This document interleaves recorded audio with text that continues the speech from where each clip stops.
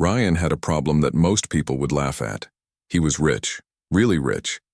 The kind of rich where he could buy a new car without checking his bank account. At 35 years old, he owned a tech company that had made him millions. But here's the thing about having money. It changes how people see you. Or maybe it just shows you who they really are. His last girlfriend taught him that lesson the hard way. They dated for 8 months, and he thought things were going great. She'd talk about their future together, about building a life as partners. Then one night he overheard her on the phone with her friend. She was laughing, saying how she'd finally hit the jackpot, how she'd never have to worry about money again. She wasn't talking about love. She was talking about his wallet. That hurt more than Ryan wanted to admit. He ended things that week and she didn't even seem that upset. She just wanted to know if she could keep the expensive jewelry he'd given her. That's when something inside him broke. Or maybe it finally woke up. He started thinking about his parents. His dad worked construction his whole life. His mom was a nurse. They didn't have much money, but they had something real. His dad would come home tired and sore, and his mom would have dinner ready. They'd sit together and talk about their day. Simple stuff. Real stuff. That's what Ryan wanted. Not someone who saw dollar signs when they looked at him, so he made a crazy decision. The next time he went on a date, he'd pretend to be broke. Not homeless or anything dramatic. Just a regular guy trying to make ends meet. His best friend Kevin thought he'd lost his mind when he told him the plan. Dude, you're going to lie to someone from the start? That's not a great foundation, Kevin said, shaking his head. I'm not lying about who I am, Ryan argued. I'm just hiding the money part. If someone can't like me without the fancy stuff, then they don't really like me at all. Kevin didn't agree, but he also understood where Ryan was coming from. He'd seen how Ryan's ex had used him. So when Kevin's girlfriend mentioned that her friend's twin sisters were both single and looking to meet someone, he gave Ryan a heads up. Just be yourself, man. Whatever version of yourself that is. The twins were named Lily and Rose. Their parents clearly had a thing for flowers. Kevin showed Ryan their pictures. They were identical twins, which already made things interesting. Same dark hair, same bright eyes, same smile. But Kevin warned him they were totally different people. Lily's a teacher.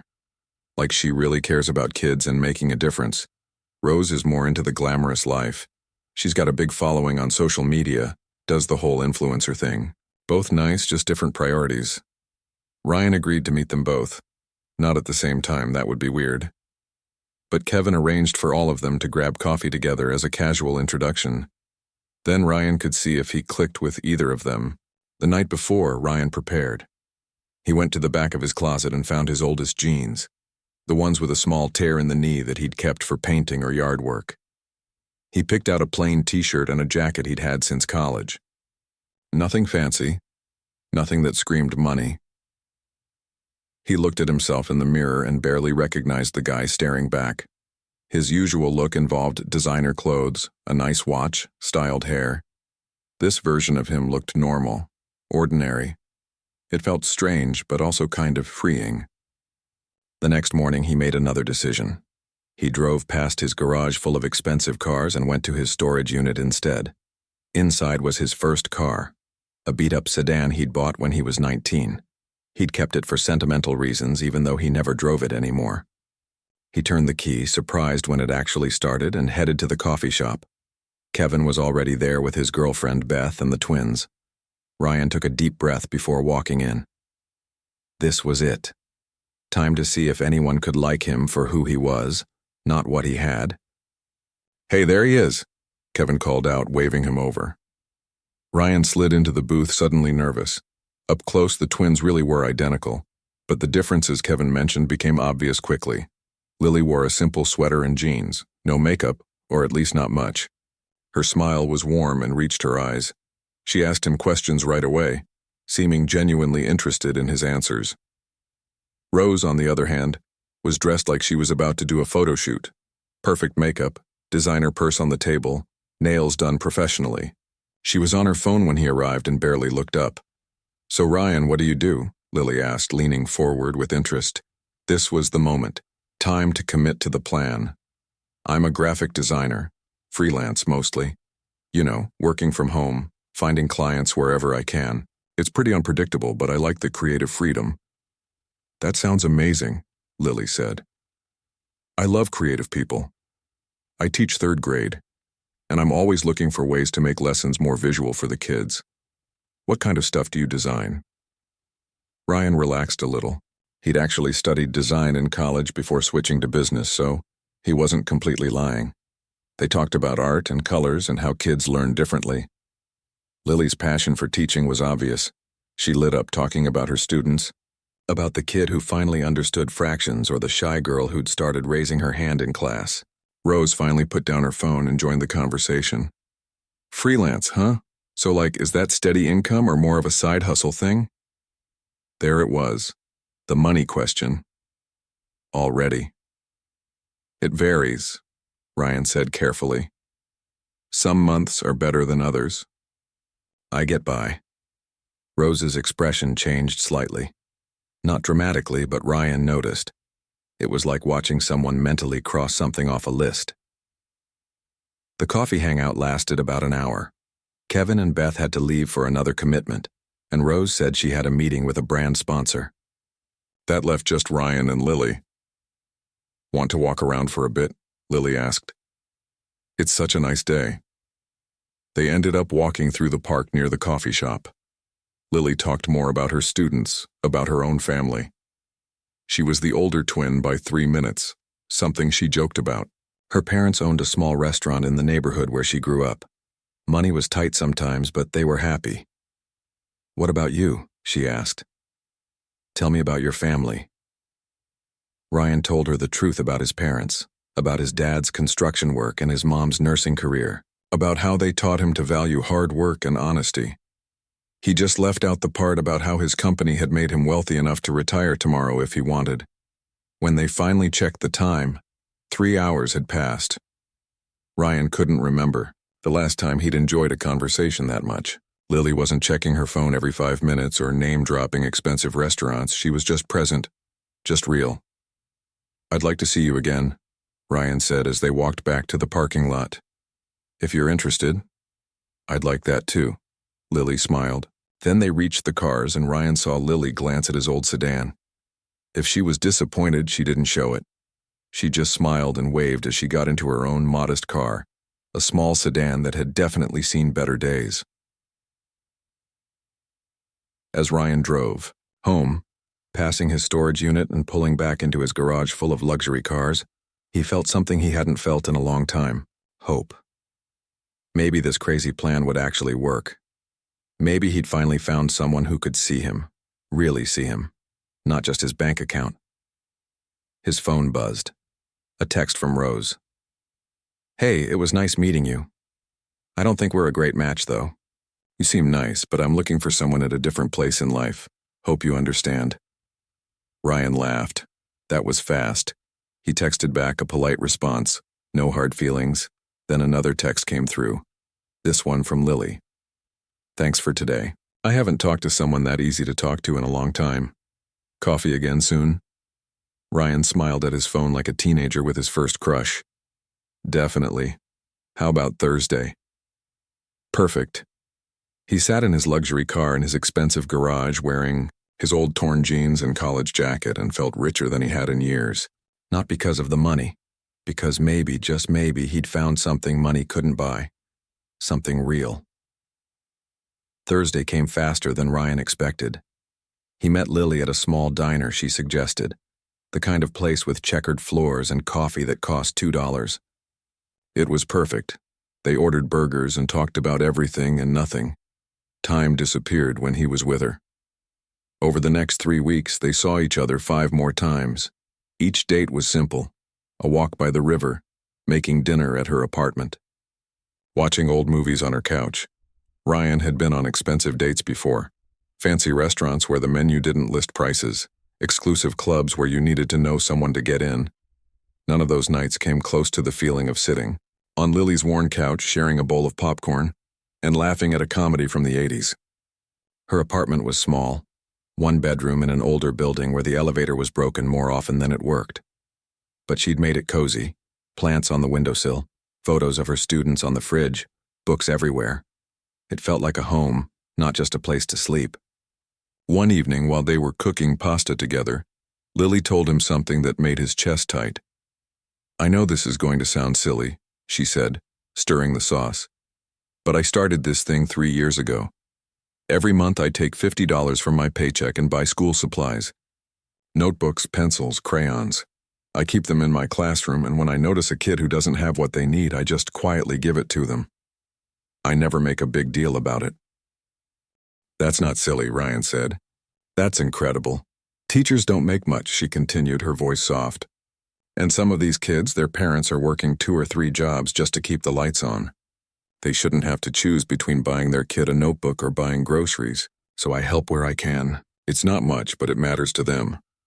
Ryan thought about the money sitting in his accounts. The amount he spent on a single dinner at his favorite upscale restaurant could probably supply Lily's entire classroom for a year, maybe longer. The guilt was starting to eat at him, but he pushed it down. Not yet. He needed to be sure first.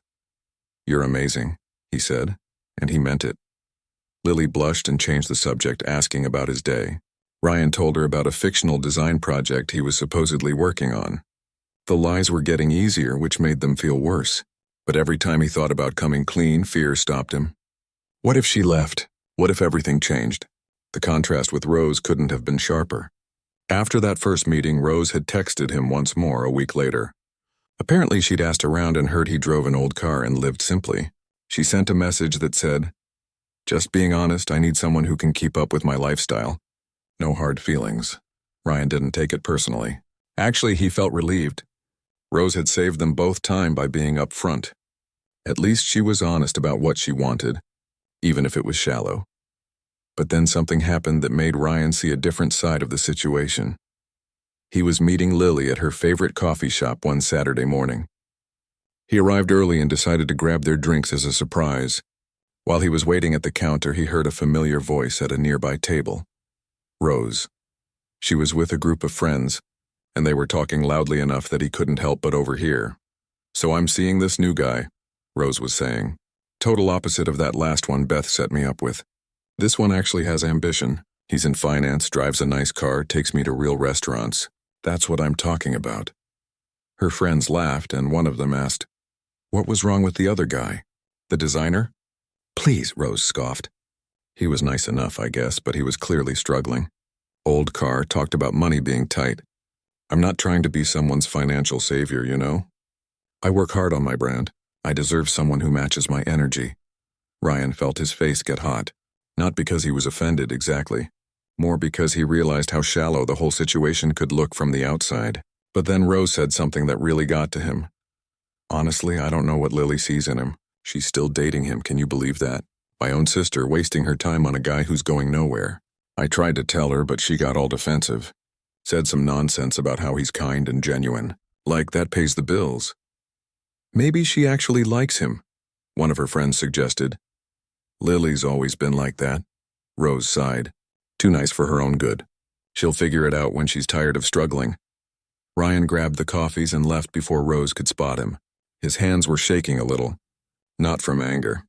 From something else. Validation, maybe? Rose's words proved exactly what he'd suspected. Some people only saw the surface. But Lily was different.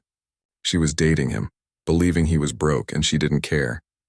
But hearing Rose talk about her sister like that bothered him. It made him wonder about their relationship. Did Lily know how Rose really felt? He found Lily waiting outside the coffee shop, scrolling through her phone. She looked up and smiled, and all the noise in his head quieted down. "Got your favorite?" he said, handing her the latte. "You're the best," she said, and kissed his cheek. They walked to the park, found their usual bench by the pond. It had become their spot over the past few weeks. Lily talked about a student who'd finally learned to read a full sentence this week. The pride in her voice was beautiful. "Can I ask you something?" Ryan said carefully. "How come you and Rose are so different? I mean, you're twins, but you seem to want completely different things." Lily was quiet for a moment, watching the ducks on the pond.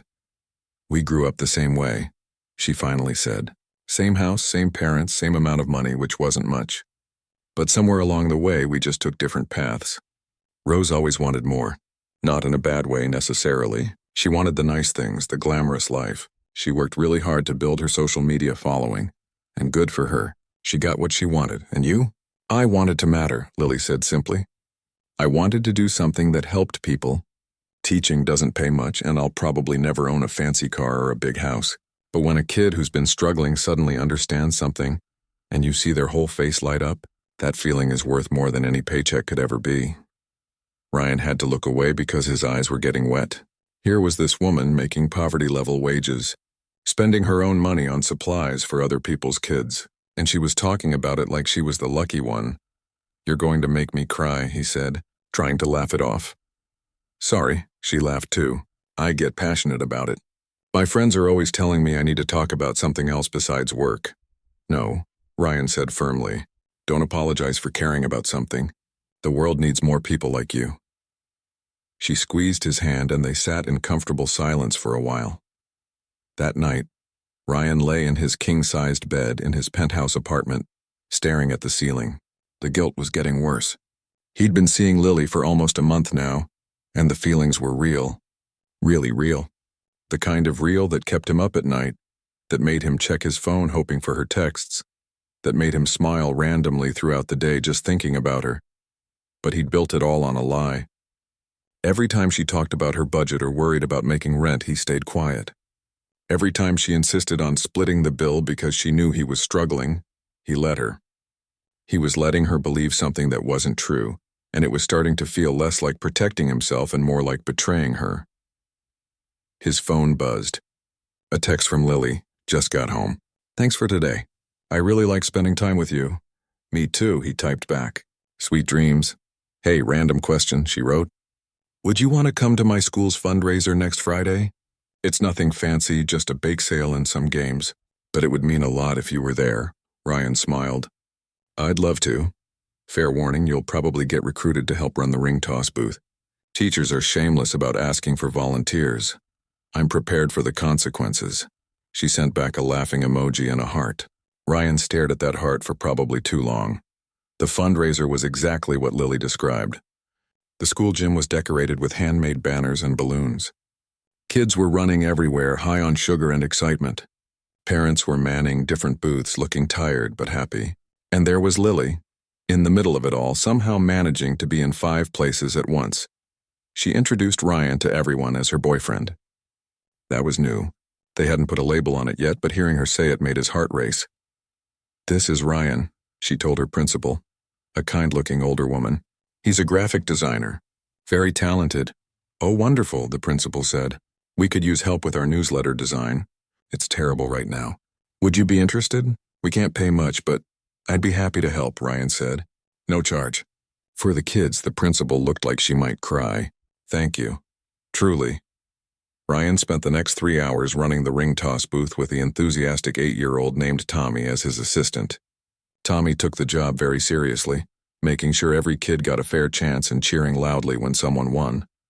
You're good at this, Lily said, appearing with a cookie she'd saved for him. The kids love you. Tommy's doing all the work, Ryan said. I'm just here for moral support, still, she said softly.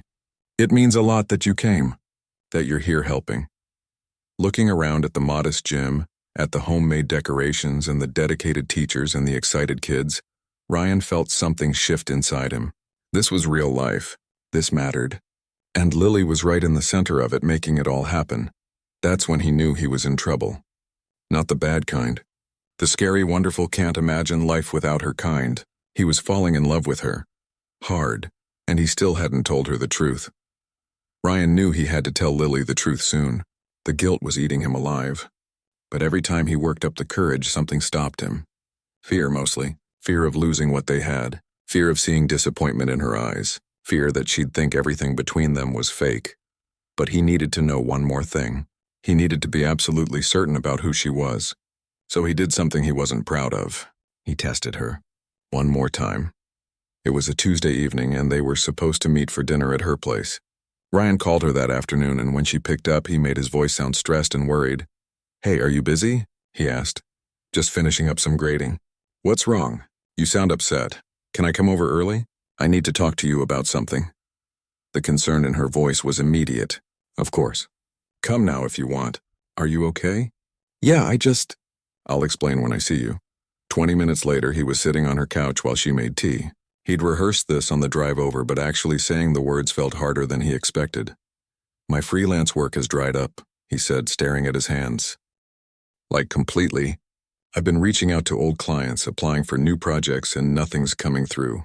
I've got enough to cover this month's rent, barely. But after that, he trailed off, letting the implication hang there. Lily sat down next to him and took his hand. Her touch was warm and steady. Okay, she said calmly. That's scary, I know. But we'll figure it out. Have you thought about looking for a regular job? Just temporarily until you can build the freelance work back up? I've been applying, Ryan lied, feeling worse with every word. But nothing yet. I might have to move back home with my parents. They live 3 hours away. I'd have to leave the city. He watched her face carefully. Would she suggest he stay for her? Would she offer money? Would she panic about what this meant for their relationship? That must be really hard to think about, she said softly.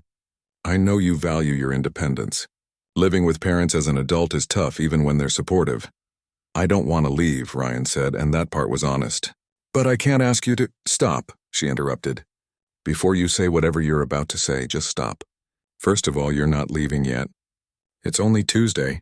A lot can happen between now and the end of the month. Second, I want to help you. Lily, you can't— Yes, I can, she said firmly. I've been saving up for a new laptop. Mine is old and slow, but it works fine. That money can go to you instead.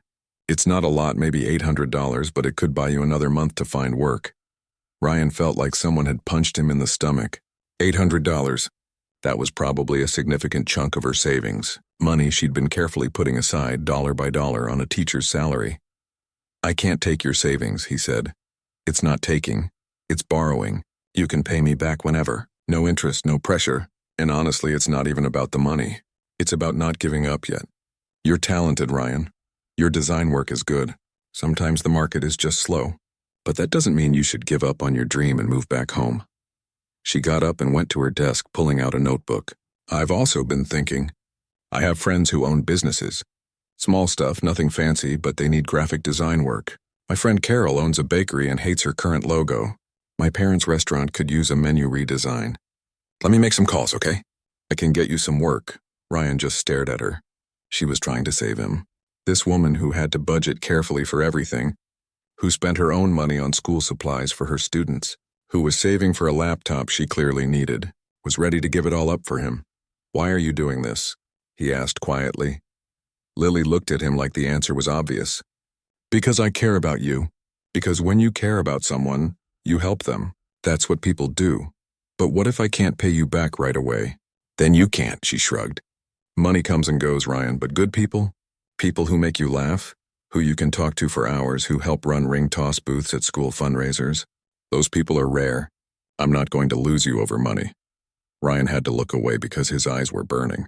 This woman, this incredible, generous, beautiful-hearted woman was offering him everything she had, believing he was broke, believing he needed help, and doing it without hesitation. He'd gotten his answer. She was real. Everything about her was real. Thank you, he managed to say. Really, thank you. We're going to figure this out, she said, squeezing his hand. Together. That night, Ryan drove back to his penthouse in a daze. He'd planned to tell her everything tonight, to end the test and come clean. But seeing her offer him her savings, seeing her jump into action to help him, it made the lie feel even bigger. How could he tell her now? How could he admit he'd been deceiving her this whole time, testing her like she was some kind of experiment? His phone rang. Kevin, how's it going with Lily? Kevin asked. You two seem pretty serious. I'm in love with her, Ryan said. He hadn't planned to say it out loud, but there it was. Whoa, okay, that's big. Does she know about, everything? No, and I tried to tell her tonight, I really did. But Kevin, she offered to give me her savings. $800 she's been saving for months. She doesn't have money to spare, and she offered it to me without even blinking. Man, Kevin whistled. That's either really beautiful or really heartbreaking. You know you have to tell her, right? I know. Soon, Ryan, the longer you wait, the worse it's going to be. I know, Ryan said again. But knowing and doing were two different things. The next day, something happened that pushed everything into sharper focus. Ryan was grabbing lunch at a sandwich shop near his real office when he heard someone call his name. He turned around and froze. Rose was walking toward him, but she wasn't alone. She was with a guy in an expensive suit, and she was looking at Ryan with surprise and something else. Suspicion maybe, Ryan, she said. What are you doing in this neighborhood? I thought you lived across town. Ryan's mind raced. His office building was 2 blocks away. The sandwich shop was known for being pricey. He was wearing his regular clothes, not the struggling freelancer outfit, because he'd come from a board meeting. I had a meeting nearby, he said carefully. For a potential client. Oh, Rose said, but she was looking at him differently now. Her eyes went to his watch, an expensive one he'd forgotten to take off. That's a nice watch. It was my grandfather's, Ryan lied quickly. One of the only valuable things I own. Rose's boyfriend had wandered away to order, so she stepped closer. Look, I don't usually get involved in Lily's relationships, but I'm going to be straight with you. My sister has a big heart. Too big sometimes. And I've seen guys take advantage of that before. If you're with her because she's helping you out financially, because she's your safety net or whatever, that's not cool. Ryan almost laughed at the irony. That's not what's happening. Good, Rose said, her voice sharp. Because Lily deserves someone who can take care of her for once. She spends her whole life taking care of everyone else. Her students, her friends, her family. She needs someone who can give back to her, not take more. I agree, Ryan said quietly. She does deserve that. Rose studied him for a moment longer, then nodded. Okay, I might have been harsh when we first met. You seem nice enough. Just treat her right, okay? I will. After Rose left, Ryan sat in his car for a long time. Rose's words kept echoing in his head. Lily deserved someone who could take care of her. Someone who could give back. He could do that. He could take care of her in ways she couldn't even imagine. But first he had to come clean. He had to risk everything and tell her the truth. He decided to do it right. If he was going to reveal who he really was, he wanted it to be special. Not because he was trying to buy her forgiveness, but because Lily deserved something beautiful. She spent so much time taking care of others. Someone needed to do something nice for her. Ryan started making plans. Lily had mentioned once that her favorite place in the whole city was the botanical gardens. She said she'd gone there once for a school trip and fallen in love with the orchid room, but the admission was expensive and she rarely spent money on herself, so she hadn't been back in years. Ryan called the botanical gardens and spoke to the events coordinator. He explained what he wanted to do. A private evening in the orchid room. String lights. Her favorite flowers. Something intimate and beautiful where he could tell her everything. That sounds lovely, the coordinator said. Our private evening rate is $5,000. Does that work for your budget? Ryan almost laughed. He could buy the whole botanical garden if he wanted to. That's perfect. I'd like to book it for this Friday evening. Wonderful. We'll make it special for you. Now he just needed to get Lily there without making her suspicious. He told her that he'd won tickets to a special community event at the gardens through an online raffle. She was so excited she actually squealed on the phone. I haven't been there in forever. This is amazing. Friday at 7? He confirmed. I'll be there. Ryan spent the next few days alternating between excitement and terror. This was it. Friday night he'd tell her everything. Who he really was. What he really did. Why he'd lied. And then he'd have to live with whatever happened next. He hoped she'd understand. He hoped she'd see that his feelings were real, even if his circumstances weren't. He hoped she'd give him a chance to make things right. But there was a very real possibility that she'd walk away. That she'd feel betrayed and used. That she'd never forgive him for testing her like some kind of loyalty experiment. Friday came too fast and not fast enough. Ryan got dressed carefully. This time he wore his real clothes. The nice suit, the expensive watch, the version of himself he'd been hiding from her. If he was coming clean, he was going all in. He arrived at the botanical gardens early to make sure everything was perfect. The coordinator had outdone herself. The orchid room was transformed. Soft string lights hung from the ceiling like stars. Lily's favorite flowers, sunflowers, were arranged in simple vases around the room. Classical music played softly from hidden speakers. It was beautiful, romantic, perfect. At 7 o'clock exactly, Ryan stood at the entrance, waiting. His heart was pounding so hard he could hear it in his ears. Then he saw her walking up the path and his breath caught. She was wearing a simple yellow dress, her hair down, smiling so big it lit up her whole face. She was beautiful. She was everything, and in a few minutes he might lose her forever. Lily stopped walking when she saw him. Her smile faltered and confusion crossed her face. Ryan realized she almost didn't recognize him. The suit, the styled hair, the confident way he was standing. This wasn't the version of him she knew. "Ryan," she said slowly, walking closer. "You look so different." "I know," he said. His voice was shaking. "There's a reason for that. Can we go inside? I need to talk to you." Something in his tone made her worried. "Is everything okay?" "You're kind of freaking me out. Just come inside, please." He led her through the entrance and into the orchid room. Lily gasped when she saw it. The lights, the flowers, the way everything glowed soft and magical. She turned in a slow circle, taking it all in. "This is beautiful," she breathed. "But I thought you said this was a free community event." "I lied," Ryan said. "I've been lying about a lot of things." Lily turned to face him, and now there was fear in her eyes. "What are you talking about?" This was it.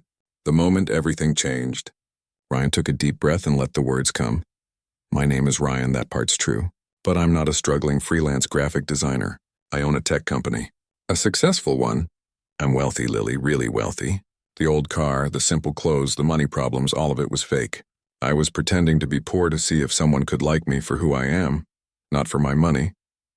The silence that followed was deafening.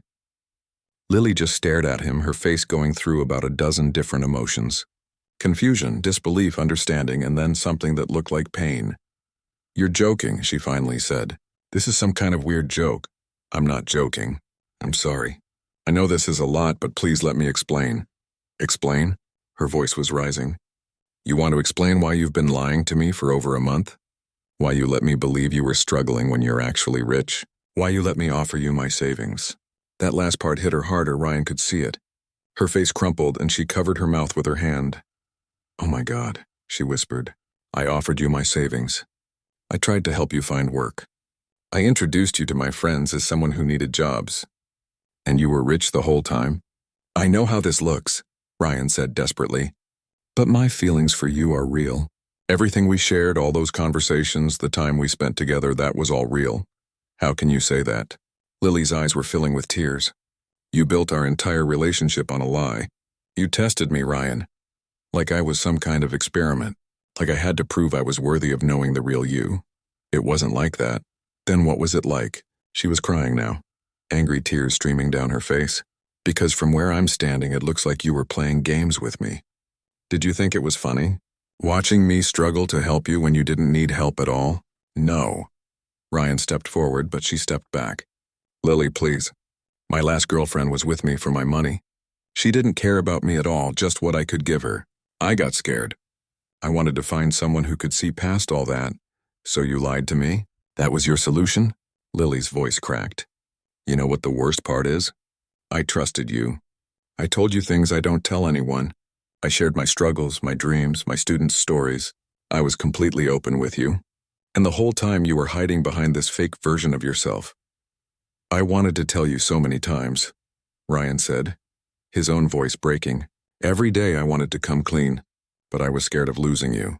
So instead you kept lying. That doesn't make it better, Ryan, that makes it worse." Ryan felt like his chest was caving in. This was exactly what he'd been afraid of, and it was happening. He was watching her slip away, and there was nothing he could say to fix it. "I fell in love with you," he said quietly.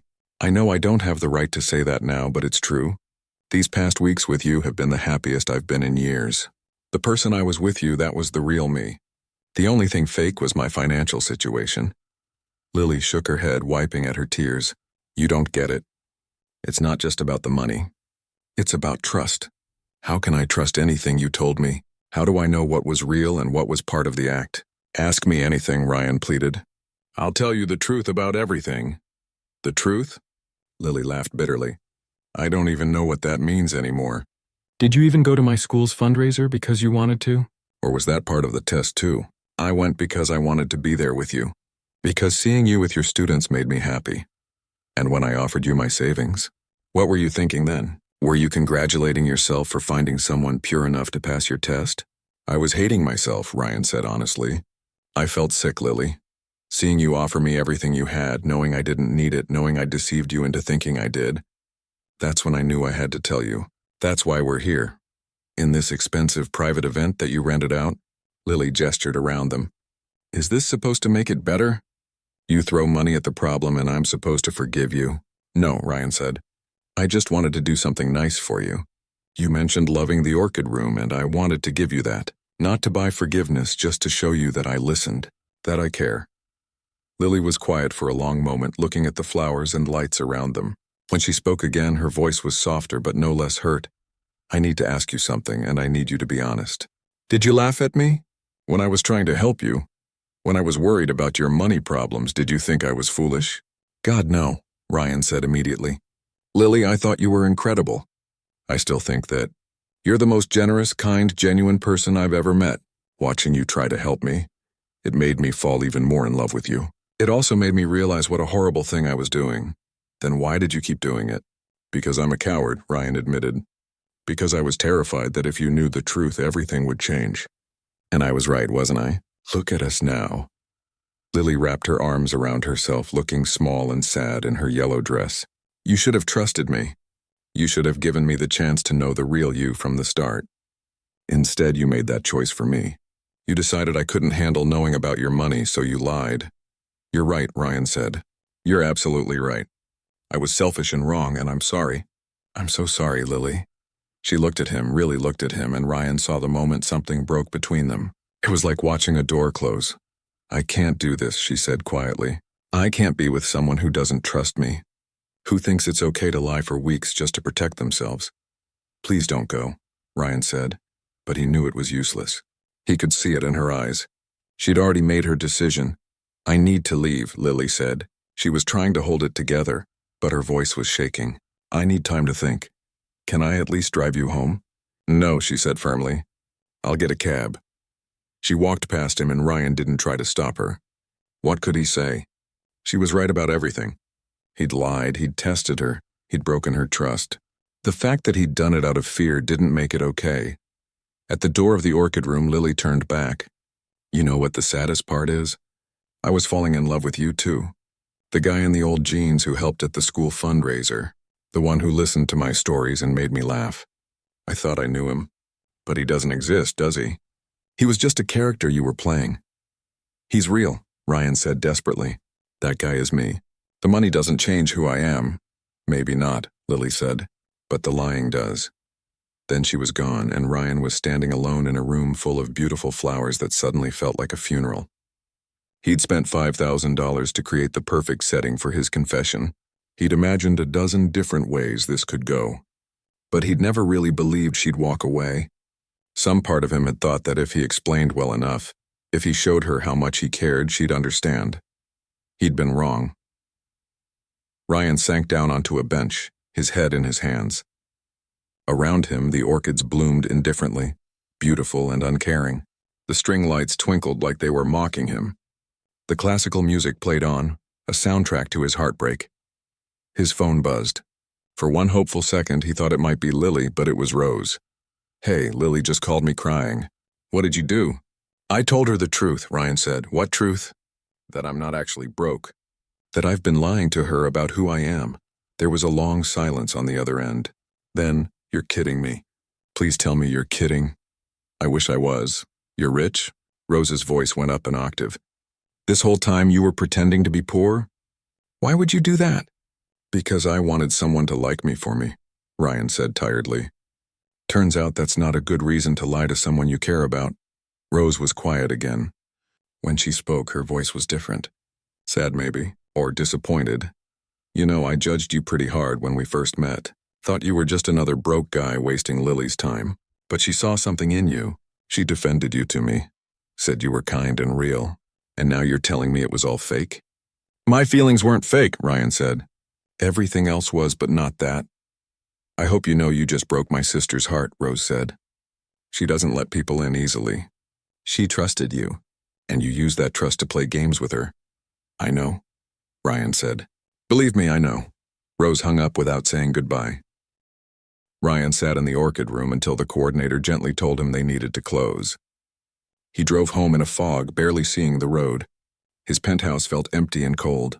All the expensive furniture, the fancy appliances, the floor-to-ceiling windows with the million-dollar view. None of it mattered. None of it meant anything. He'd won his test. He'd proven that Lily was genuine, that she could love him without his money. And in doing so, he'd lost her completely. The irony was almost funny. Almost. 2 weeks passed. The longest 2 weeks of Ryan's life. He didn't call Lily. He wanted to every single day, but he respected her need for space. He'd already violated her trust once. He wasn't going to push her now. Instead, he threw himself into something that felt meaningful. If he couldn't fix what he'd broken with Lily, at least he could honor what she'd taught him. She'd shown him what real generosity looked like, what caring about others meant. Ryan had his lawyer set up an anonymous donation, $5 million to create a fund for underprivileged students in the school district, where Lily taught. The fund would provide school supplies, technology, field trips, and college scholarships. Everything would be managed by a third party. Lily's school would be one of the primary beneficiaries, but she'd never know the money came from him. He didn't do it to win her back.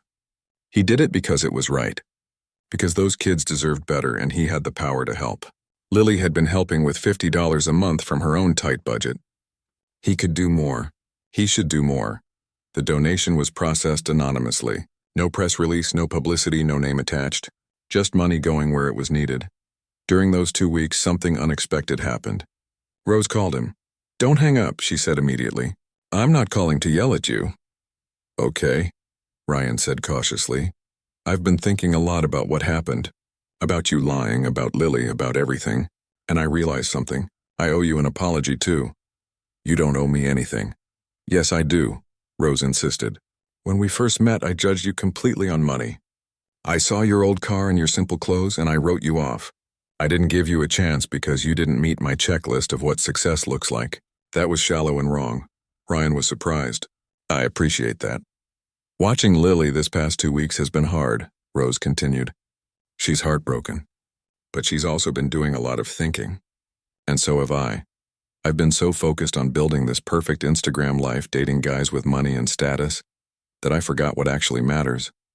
"What do you mean?"